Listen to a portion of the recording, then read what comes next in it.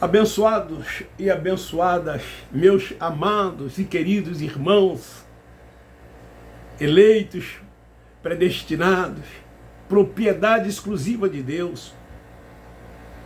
Ninguém pode arrebatar você das mãos do soberano, do eterno. Você é dele, nada pode te separar do amor de Deus. Ele te escolheu primeiro.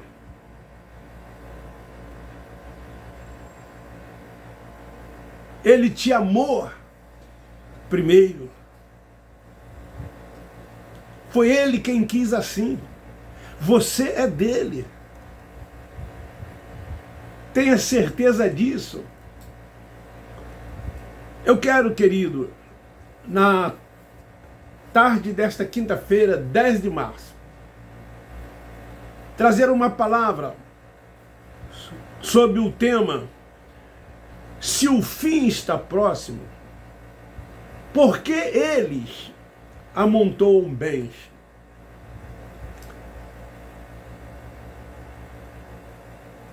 E eu quero ler 2 versículos no livro histórico de Mateus, dentro do capítulo 24, que o sistema religioso, que as instituições religiosas trazem, né, esses fatos, esse acontecimento para os nossos dias, como se ainda irão acontecer. Já aconteceu. Esses fatos já ocorreram. Não foram para os nossos dias ou não serão para os dias futuros. O versículo 13 diz assim: mas aquele que permanecer até o fim será salvo. Não é isso que eles pregam dentro desses lugares chamados de igreja, que são templos religiosos? Irmãos, aquele que permanecer até o fim será salvo. Pegam este versículo de Mateus capítulo 24, versículo 13, e aplica nos nossos dias, intimidando as pessoas, quando na verdade esse sermão profético que fala do princípios de dores já ocorreu. Se você tiver tempo e se você gosta de ler a palavra, começa a ler a partir do versículo 1, versículo por versículo, quando diz assim: saindo do templo, Jesus ia se retirando, quando se aproximaram dele seus discípulos, para lhe mostrarem a estrutura do templo. Ele, porém, lhes perguntou: não vedes tudo isto? Em verdade vos digo que não ficará aqui pedra sobre pedra que não será derrubada ou derribada. Então Jesus estava se dirigindo aos seus discípulos. Quando ele saía daquele lugar, ele chama os seus discípulos e diz: ó, não ficará pedra sobre pedra aqui. Tudo isso será destruído. Ele estava se referindo ao fim daquele aion. Ele estava se referindo ao ano 70, quando Jerusalém seria invadida por Tito, o general, quando o juízo de Deus viria sobre eles. Mas os futuristas trazem para os nossos dias e implantam terror e medo às pessoas para que elas se tornem presas desses alçapões, desses lugares, e elas tenham medo, e assim tendo medo, proporcionam a eles benesses, satisfazem neles as suas conveniências e interesses, dão títulos para eles e façam com que eles sobrevivam do dinheiro arrecadado dentro desses lugares, enquanto as viúvas, os órfãos, os necessitados estão perecendo de fome. Este seria, ou é, o verdadeiro evangelho que eles não pregam. E então, baseado nesse capítulo 24, ainda o versículo 24, 21, que diz assim: pois haverá então grande aflição, como nunca houve desde o princípio do mundo até agora. Até agora. Naqueles dias, nem haverá jamais. E eles estão aguardando uma grande tribulação que virá. Querido, o que é que eles pregam dentro destes lugares? Eles pregam que o fim do mundo acontecerá. E quando Jesus voltar, nesse dia, o mundo será destruído e nada sobreviverá. Essa é a mensagem que eles pregam dentro desses lugares. Eles dizem: Jesus vai levar os salvos para o céu, para morar com ele para todo o sempre. E dizem: aqueles que não são salvos serão julgados e serão condenados e irão para o lago de fogo, juntamente com o diabo. O inferno como um lago de fogo criado pela religião. E que as pessoas acreditam que aqueles que rejeitaram a Cristo como Salvador para lá irão. Ele te escolheu primeiro. Você é um eleito, você é um predestinado.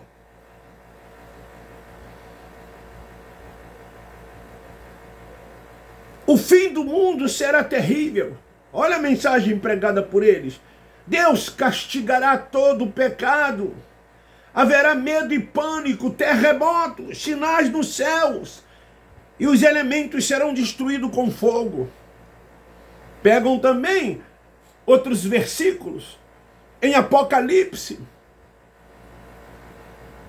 Como se tudo ali do Apocalipse ainda fosse acontecer. Ninguém pode escapar do julgamento de Deus.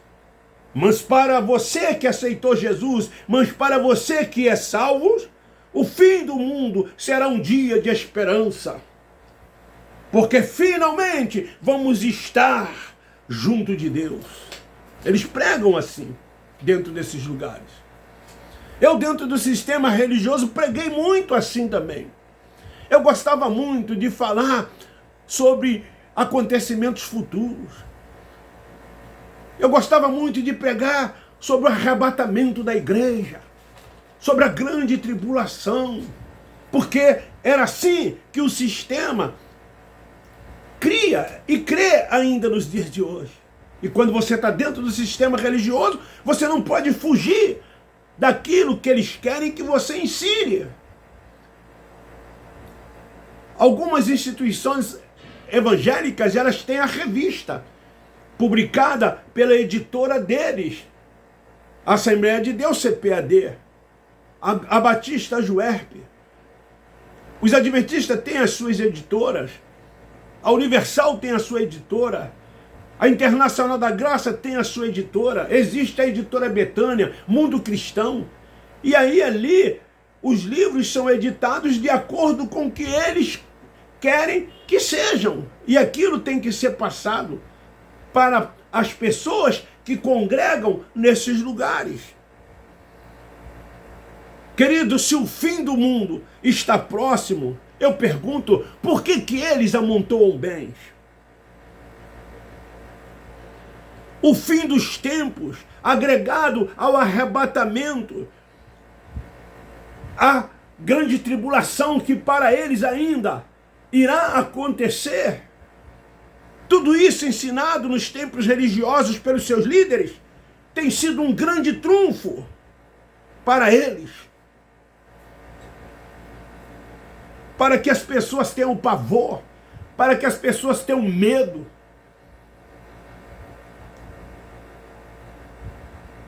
Então eles ensinam as pessoas nesses lugares acerca de todas essas coisas. Os crentes têm medo.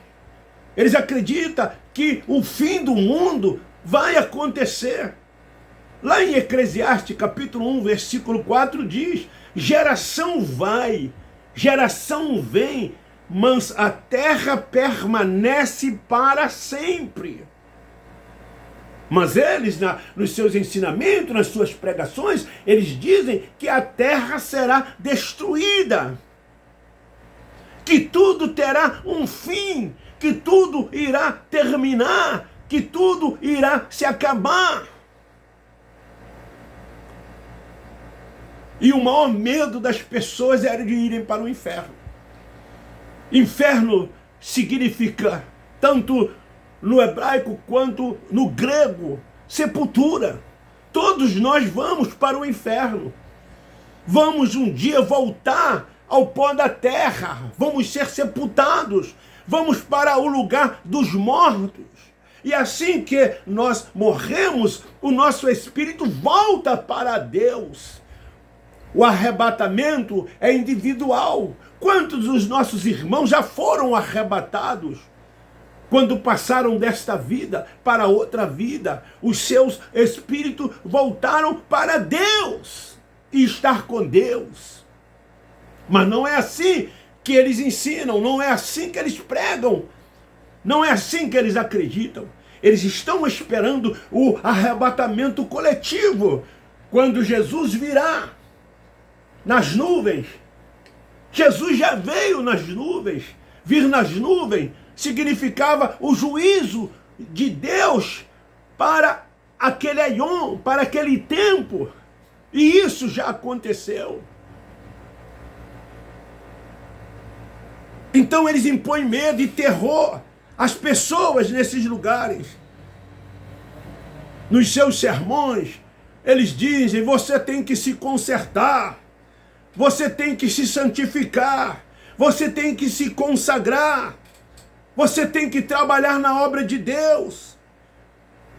Se você não fizer isso, ele vai voltar e você vai ficar. E esse é um grande medo das pessoas. Elas têm medo do inferno, elas têm medo do diabo, um ser criado também pela religião como inimigo de Deus e nosso inimigo. Quando o significado da palavra diabo não é isto que eles ensinam nesses lugares. Querido, Judas era um dos 12 apóstolos. E Jesus, na última ceia, se referiu a um dos 12 que iria lhe trair. E ele disse: esse é o diabo. Por que ele se referia a Judas como diabo? Porque diabo é o opositor, aquele que é contra. O diabo é a nossa carne, que se opõe ao Espírito, que luta contra o Espírito, fazendo com que as pessoas vivem na prática das obras da carne. Esse é o nosso diabo. É a nossa carne, é o adversário que temos. E não esse ser criado pela religião que impõe medos e terror às pessoas. E as pessoas ficam com medo de um dia irem para esse inferno, criado pela religião como um lago de fogo, aonde ela será julgada, condenada, juntamente com o diabo, e lá ficará para sempre. Aqueles que a rejeitarem Cristo como Salvador. Ainda dizem: vocês têm que dizimar, porque se não dizimar, vocês estão roubando a Deus. E vocês vão correr risco de Jesus voltar e ficar. O Evangelho da Graça, queridos, tem contribuído muito para acabar com essa farsa, com toda essa farsa. Eles não respeitam tempo nem época, colocação verbal, pronomes, destinatário, remetente, para quem aquilo foi escrito, para quem aquilo foi dito, em que época, em que ano aquilo foi dito.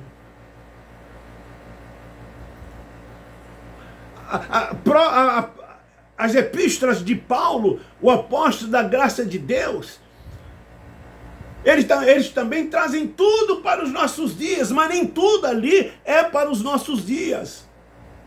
Muitas coisas de Paulo são atemporais e outras são circunstanciais para aquele povo, para aquele momento, para aquela época. E outras vai além do tempo, serviu para aqueles dias, para os dias que se passaram, servem para os nossos dias e servirão para as gerações futuras. Mas eles não sabem discernir isso, porque a mente está atrofiada, os olhos estão fechados, o véu está sobre o rosto e não tem a mente iluminada. Mas eles são filhos de Deus, não vivem como filhos, mas são filhos de Deus. Eles são salvos, são eleitos, são predestinados. O que lhes falta é ter um entendimento dado pelo Espírito Santo, mente iluminada, para que enquanto aqui viverem, possam viver a liberdade plena do Evangelho da graça de Deus, sendo guiado e dirigido pelo Espírito Santo de Deus, pois foi isso que Paulo disse: os filhos de Deus são guiados e dirigidos pelo Espírito Santo de Deus.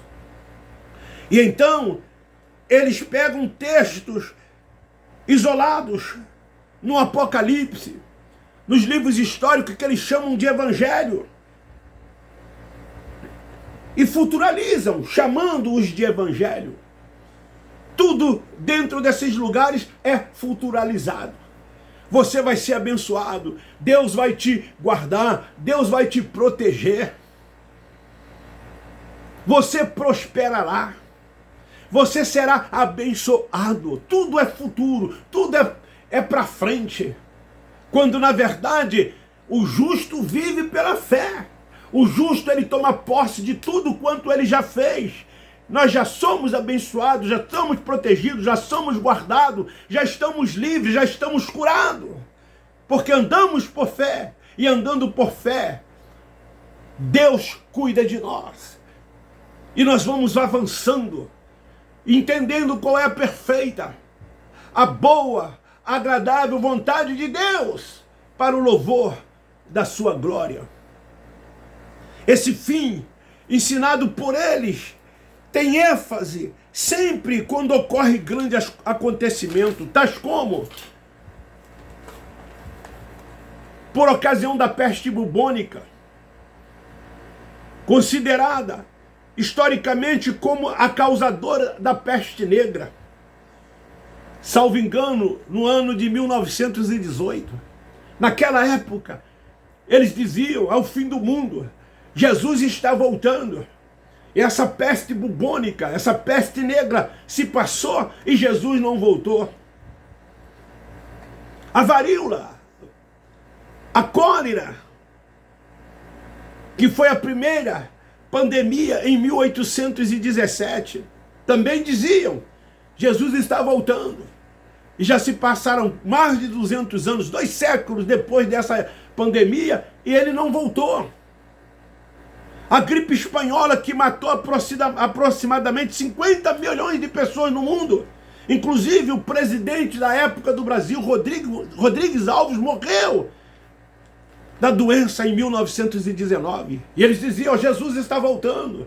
Quero crer que até se referiram, aqui no Brasil, ao presidente da época: o presidente Rodrigo Alves morreu, Jesus está voltando, irmão, conserta a sua vida. E passou-se 103 anos, de 1919 até hoje, e ele não voltou. A gripe suína H1N1, que gerou uma pandemia no século 21. Também eles diziam: Jesus está voltando, é o fim do tempo, é o fim do mundo. Como disseram também por ocasião da Primeira Guerra Mundial, da Segunda Guerra Mundial, quando aquele grande número de aidéticos, começaram a sofrer dessa doença, da AIDS, que veio até o final, de 2018 com uma frequência muito grande, pois foram desenvolvidos tratamento e hoje não é tão quanto era naquele período, naquela época. Eles diziam também que era fim do mundo, sinais dos tempos, sinais dos fins dos tempos. Prepara-te, conserta-te, Jesus está voltando. Quase 75 milhões de pessoas haviam sido contaminadas com essa doença da AIDS. 32 milhões dessas pessoas morreram, vítimas dessa doença. E outras coisas que aconteceram, como agora em 2019, essa pandemia que assolou o mundo, a Covid-19. Quantos disseram fim dos tempos, sinal da vinda de Jesus? Jesus está voltando. Com certa, foram sermões em muitos lugares. E não foi com mais intensidade porque muitos templos foram fechados. Mas os religiosos evangélicos viram essa pandemia como o fim do tempo, como sinal também dos fins do tempo. Agora, há 15 dias, a Rússia, a segunda maior potência do mundo, invade a Ucrânia. E os crentes estão aí dizendo, baseado em São Mateus capítulo 24, quando lá o Cristo Nazareno se referiam àquele aion, aquele período do juízo de Deus que viria sobre Israel, quando ele disse terremotos, fome, peste. Então eles acham e dizem também que essas guerras que têm acontecido, que já aconteceram, que está acontecendo, sinais do tempo de que Jesus vai voltar. Eu quero estar vivo, juntamente com vocês que acreditam nisso, que creem nisso, que pregam assim, para perguntar a vocês aí mais uma guerra se passou, mais uma peste se passou, e ele não voltou ainda. Jesus volta para aqueles que partem dessa vida para outro. É o arrebatamento individual, quando o espírito deixa esse corpo e volta-se para Deus.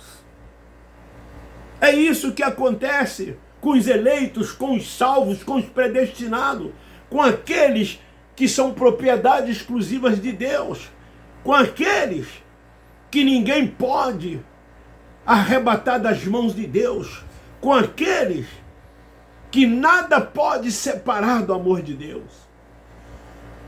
Sim, um dia, como eu preguei numa das minhas últimas mensagens, todos nós temos um tempo de validade aqui, um tempo determinado, como está escrito lá em Eclesiastes. Há tempo para tudo, e há um tempo determinado por Deus debaixo da terra, debaixo dos céus e em cima da terra. E esse tempo vai chegar para mim, vai chegar para você, vai chegar para todos nós, como já chegou para muitos que se foram. É o tempo da validade. E quando esse tempo chegar, nós iremos voltar para Deus. O nosso espírito voltará para Deus, não esse corpo, como eles ensinam, que esse corpo vai ser transformado. Esse corpo, ele volta ao pó da terra, ele desaparece, como está escrito no livro de Salmos, lá no lugar dos mortos. Nunca mais este corpo voltará. Apenas creem assim aqueles que acreditam em reencarnação, como os evangélicos criticam os espíritas. Mas se eles também acreditam nisso, eles também estão acreditando numa reencarnação. O corpo volta ao pó da terra. O espírito, sim, este volta para Deus. Então, queridos, fica aí esta palavra, fica aí esta mensagem. Se o fim está próximo, como eles pregam, como eles dizem, como eles acreditam, por que eles amontoam bens aqui? Por que eles se enriquecem cada vez mais? Eles estão construindo templos frutuosos para durarem mais de 100, 200 anos, 300, 400 anos. Gastam fortunas na construção ou nas construções desses templos, quando poderiam investir na fome, ajudar os necessitados, aos famintos, aqueles que estão doentes, aqueles que precisam. Eles investem em aviões, em tecnologia, eles investem neles, compram fazendas, compram gados, compram emissoras de televisão, compram sítios, casas de praias, têm altas somas em poupanças, guardam dinheiros, aplicam, investem. Será que eles acreditam mesmo que o fim está próximo?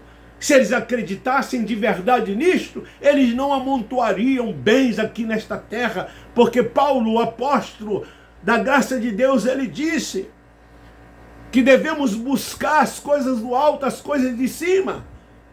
Colossenses 3:1. E não as da terra. O próprio Nazareno, nos seus dias, disse que não deveríamos amontoar bens aqui nesta vida, ajuntar tesouro aqui, porque aqui a traça rói, destrói. Lembra da parábola em que ele disse: louco, se nesta noite te pedires a tua alma, o que tu tens preparado, para quem será? Por que ele dizia aquilo? Porque o juízo de Deus voltaria, como voltou, sobre eles. E muitos naqueles dias de Jesus passavam fome, estavam necessitados, estavam precisando de ajuda. E as pessoas estavam amontoando naquela época dinheiro para si, a como muitos nos dias de hoje têm amontoado para si tesouro aqui nesta terra. E enquanto os órfãos estão passando necessidade, as viúvas, quantos necessitados há ao nosso derredor, à nossa volta, na nossa família, junto de nós. E muitas das vezes nós não o ajudamos, somos hipócritas, demagogos. E ficamos investindo, quando na verdade deveríamos investir em vidas, socorrer os famintos necessitados. A Igreja Católica Romana, Apostólica, o Vaticano, as maiores riquezas do mundo estão lá. Templos onde há ouro. E as pessoas estão morrendo de fome em vários países do mundo. Como na África, como na Haiti, como aqui os nossos vizinhos na Venezuela, na Bolívia, na Argentina, em outros países, até mesmo aqui no Brasil.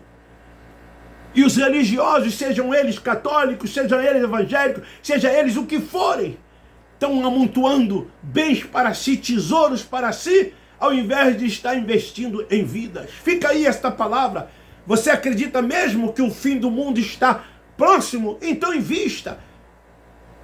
Desfaça dos seus bens. Ajude os necessitados. Ajude aqueles que precisam. Esta é a palavra para nós. Refletirmos, pensarmos e começarmos a amar cada vez mais o nosso irmão, o nosso inimigo, se é que temos. Porque ele é o nosso próximo.